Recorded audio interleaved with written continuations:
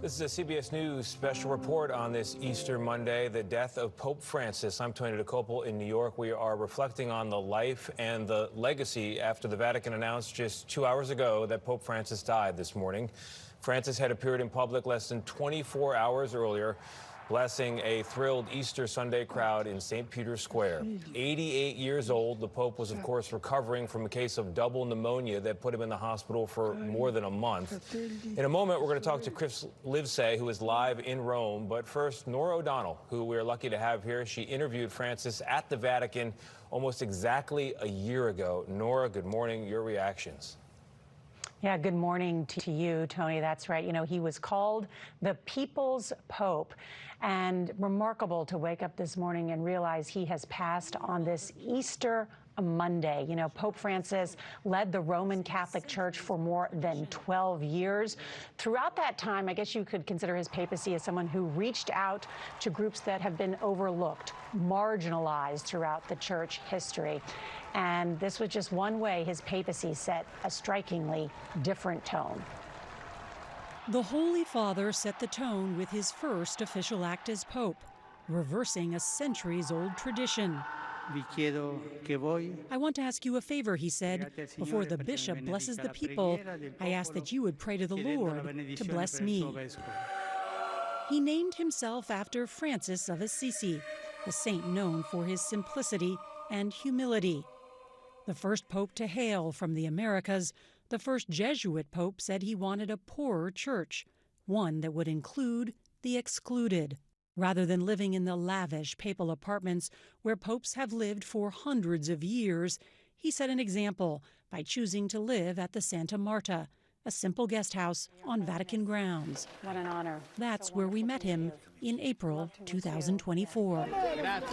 His desire to reach out to ordinary people sent the bulletproof Pope-mobiles into storage. I cannot greet people from inside a sardine can, Francis famously explained, even if it is made of glass. He'd become one of the most popular public figures in the world, regularly speaking up for the voiceless, especially migrants and refugees. During his papacy, he was faced with a wave of clerical sex abuse scandals that stretched to the very highest levels of the church. He was accused at first of being tone deaf in his slow response to the crisis. But then, in 2019, the Pope made sweeping changes to allow for greater accountability and transparency and abolished the top-level confidentiality of pontifical secret. You have said zero tolerance. It cannot be tolerated.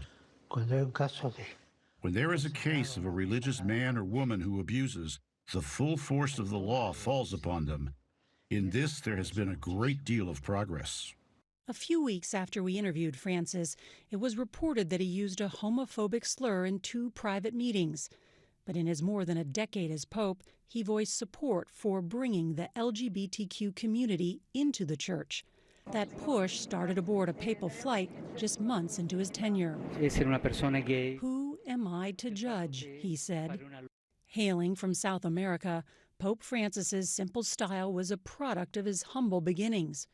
Jorge Mario Bergoglio was born in 1936 in Buenos Aires to an immigrant Italian railway worker and a housewife. As a young man, he lost part of a lung to an infection.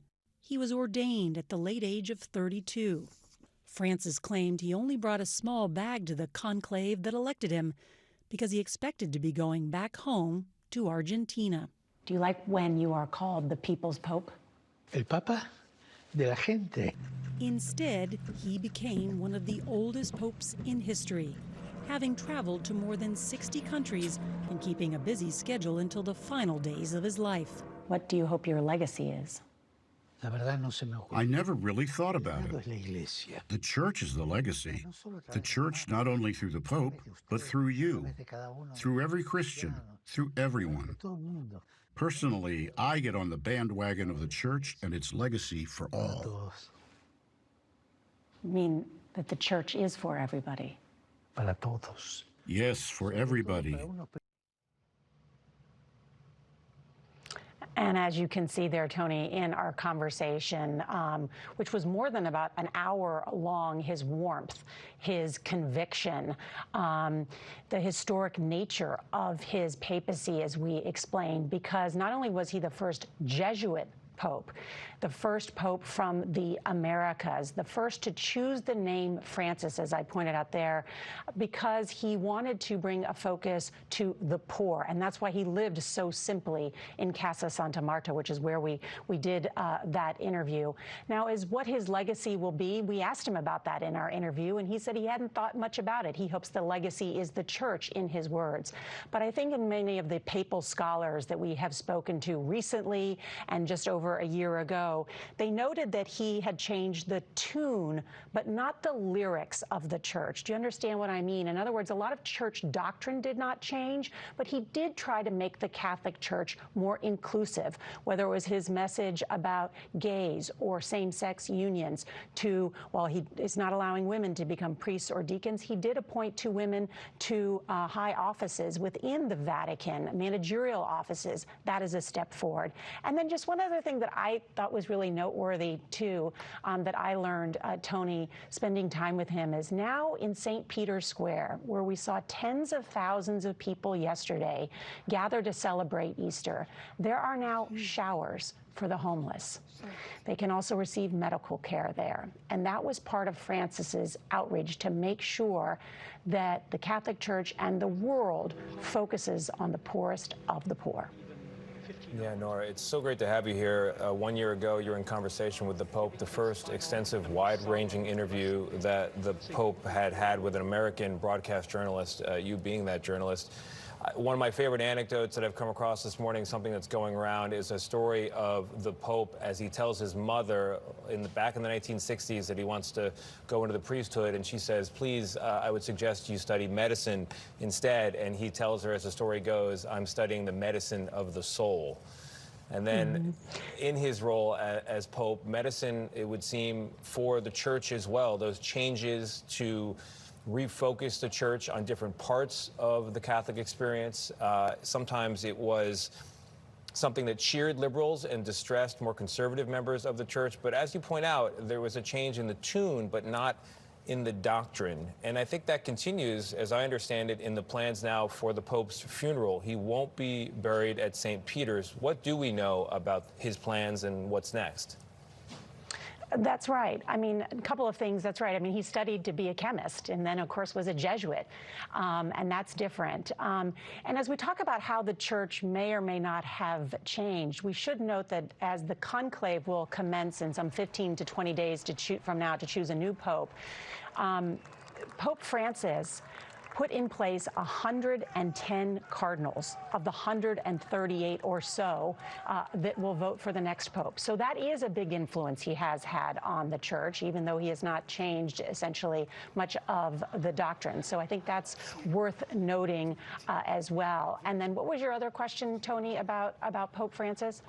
What do we know? He's not going to be buried in St. Peter's. We know there were changes to the way he was announced as Pope. I love the way your obituary began with the fact that he was blessed by the people before he then blessed the people in turn. It's such a beautiful way to announce himself to the world. So, yes, go on. On that note, what we do know, which is really interesting, he is going to be buried at the Church of St. Mary Major, not inside the Vatican, which is highly unusual.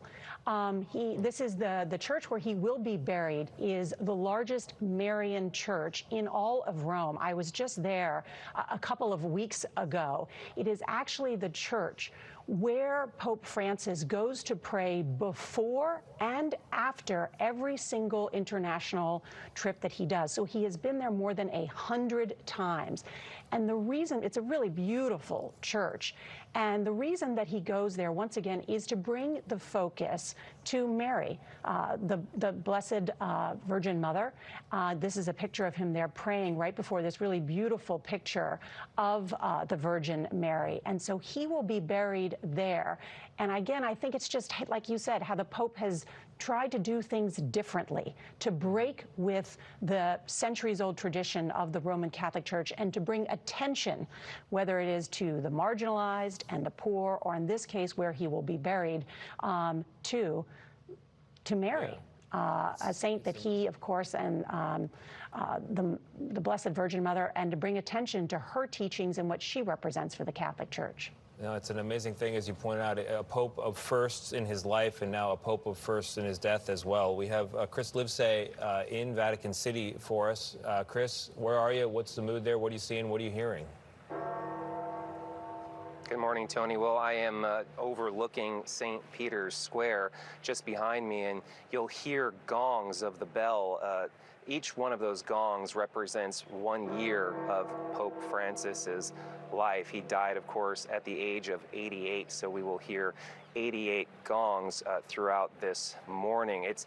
Apart from those gongs, they really pierce a deafening silence that has laid over St. Peter's Square ever since the news broke this morning, just before 10 a.m. local time, that Pope Francis had died. And that silence really stood out in stark contrast to the scenes we witnessed yesterday here in St. Peter's Square. Pope Francis taking a victory lap of sorts through St. Peter's Square in the Pope Mobile for the very first time since he was discharged from the hospital 3 weeks ago. You can hear him struggling to say, "Happy Easter, brothers and sisters." All of this, we should mention, in defiance of doctor's orders. Now, he was told to stay home and rest and avoid mingling with the public for at least 2 months, but those doctor's orders proved to be too much for the Pope during Holy Week, the holiest week of the year, and of course, on Easter Sunday, which really capped off a string of surprise appearances that Pope Francis made. On one example, he just sort of popped up in St. Peter's Basilica behind me, wasn't wearing his zucchetto, that's the head covering of the Pope. He was wearing black pants, so not the papal white, and he had a poncho covering his shoulders as he was wheeled around beside a tomb. So he didn't even look like a pope. It really struck people just how normal and down to earth he appeared. Then about a week ago on Palm Sunday, he made another surprise appearance, mingling with about 20,000 people here in St. Peter's Square.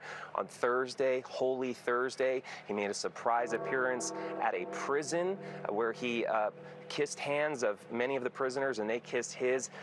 About 70 inmates there. Again, all of this unscripted, unplanned, and it turned out to be just a drum roll, a sort of dress rehearsal for that comeback appearance, as it were, on Easter, which also turned out to be his last appearance, Tony. Chris Livesay for us.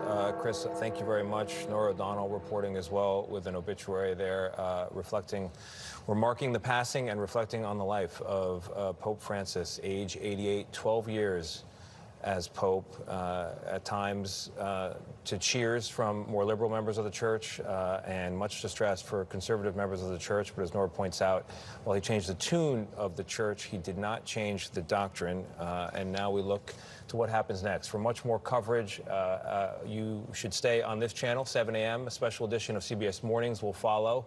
You may remember the Pope was in the hospital for more than a month with double pneumonia. So while this is, of course, a shock, it is also at the same time not a shock. We will cover it extensively in the hours ahead. This has been a CBS News special report. I'm Tony DeCopel in New York.